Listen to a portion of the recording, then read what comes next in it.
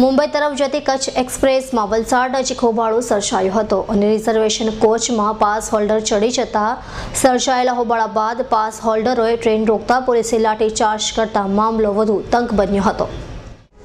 Kutch express કે જે ગાંધીધામ એક્સપ્રેસના નામે પણ ઓળખાય છે, જેમાં વલસાડ સ્ટેશનેથી સવારના સમયે પાસ હોલ્ડર મુસાફરો રિઝર્વેશન કોચમાં ચડી જતા કેટલાક મુસાફરોએ વિરોધ કર્યો હતો અને મહિલા પાસ હોલ્ડરોને ધક્કે ચડાવી ટ્રેનમાંથી ઉતારી મૂકતા પાસ હોલ્ડરો વિફર્યા હતા અને બાદમાં ટ્રેનને ચેન પુલિંગ કરી અટકાવવાનો દોર શરૂ થયો હતો।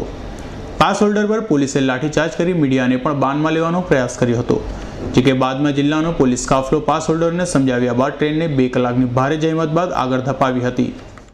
પેસેન્જરે ચેન પુલિંગ કરી ને પોલીસ વાળાએ આરપીએફ વાળાએ અમને બધાને ઉતારી દીધા, અપડાઉન વાળાને પાસધારકો બધાને એ લોકોએ લાઠીચાર્જ પોલીસ દ્વારા કરવામાં આવે છે। શું કેવું પોલીસે લાઠીચાર્જ કર્યો છે, અમુકને માર્યા અમુકને નહીં માર્યા ને એ લોકો ઊભી રહી ગયા। પછી મેડમ લાઠીચાર્જ થયો છે, કઈ રીતનું તમે બધી મહિલાઓ હતા, પોલીસે તમારા ઉપર હાથ ઉઠાવ્યો છે, શું કહેશો? અમે બધા એસ્ટલમાં હતા ને પોલીસ વાળા આવીને પછાડથી બધાને ઉતારી મૂક્યા અને ઘણા જેન્ટ્સ લોકોને માર પણ પડ્યો છે।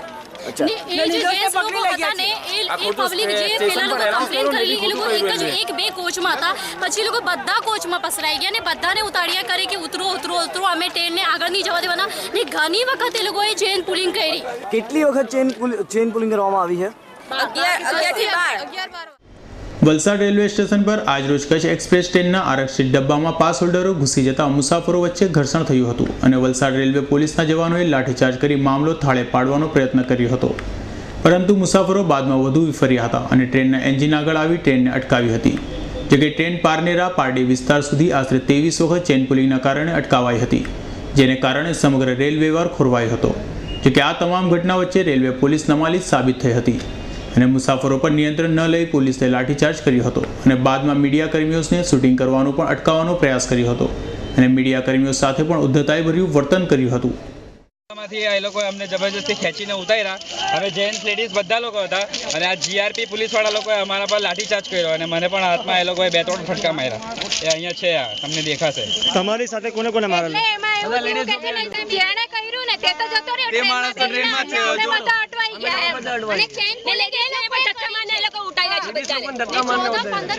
પોલીસ વાળા લોકો પાછળની પબ્લિકને પણ મારી પોલીસ વાળાએ અને અહીંયા લેડીઝ લોકો પકડ્યા। એક થયું કે અમે સ્ટેશનમાં ઊભા હતા, ત્યાં એક બેન હતી, એમને કંઈ થયું નથી, એમણે એમ કીધું કે અમારે બાથરૂમ જવાનો પ્રોબ્લેમ છે, કોઈ કંઈ બોલ્યું નહીં। એકચ્યુઅલી એ લોકોને એ છે કે આ રિઝર્વેશનવાળા ડબ્બામાં જે પબ્લિક અમે લોકલ પબ્લિક બેસી છે એ લોકોને ફાવતું નથી, એના માટે કોઈ બબાલ કરી ને એણે એકચ્યુઅલી અમને ઉતારવા હતા બધાને। कल सुबह 10 बजे बैठे, अभी तक पहुंचे नहीं। गाड़ी कहाँ जाने वाले थे आप? हम लोग बम्बई जाने वाले हैं। हुआ है क्या ट्रेन में? अभी ट्रेन में क्या मालूम, कुछ पुलिस वाले आते हैं तो जवाब नहीं देते, कुछ बोलते भी नहीं है, चुपचाप चले जाते हैं, कोई अधिकारी आने को तैयार नहीं है।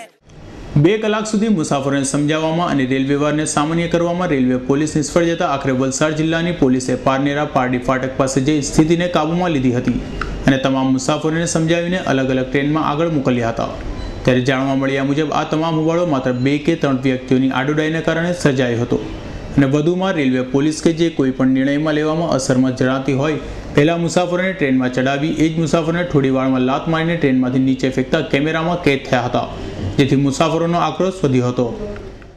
આજરોજ કચ્છ એક્સપ્રેસ વલસાડ આવતા અને વલસાડથી બોમ્બે તરફ જતો હતો, આ દરમિયાનમાં વલસાડ ખાતેના પાસ હોલ્ડરો જે વાપી અને આગળ જવા માટે થઈ અને કચ્છ એક્સપ્રેસમાં બેસતા અને જેની અંદર રિઝર્વેશન કોચોમાં બેસવાના કારણે રિઝર્વેશનમાં બેઠેલ પેસેન્જરો અને બંને વચ્ચે ઘર્ષણ થવા પામેલું, જેના કારણે વલસાડ સ્ટેશન છોડ્યા બાદ વસિયર ક્રોસિંગ પાસે આગળના ભાગે ચેન પુલિંગ સતત થવા પામેલું, જેમાં આરપીએફ અને જીઆરપીની પોલીસ સતત પ્રયત્ન કરવા છતાં પણ ટ્રેન આગળ ચાલવા પામેલ નહીં, જેથી જિલ્લા પોલીસને સંદેશો મળતા જિલ્લા કંટ્રોલ તરફથી અમને બધાને અધિકારીઓને માણસોને સંદેશો મળવાથી બધા સ્થળો પર આવેલા પાસ હોલ્ડરો અને બધાને સમજાવી, અને કારણ કે બોમ્બે સુધી એક બાજુ આગળ બધો ટ્રાફિક બધો બ્લોક થવા પામેલો રેલવેનો, પાછળના ભાગે સુરત સુધી, જેથી બધો ટ્રાફિક બધી ટ્રેનો રોકાઈ જવાના લગભગ અડધો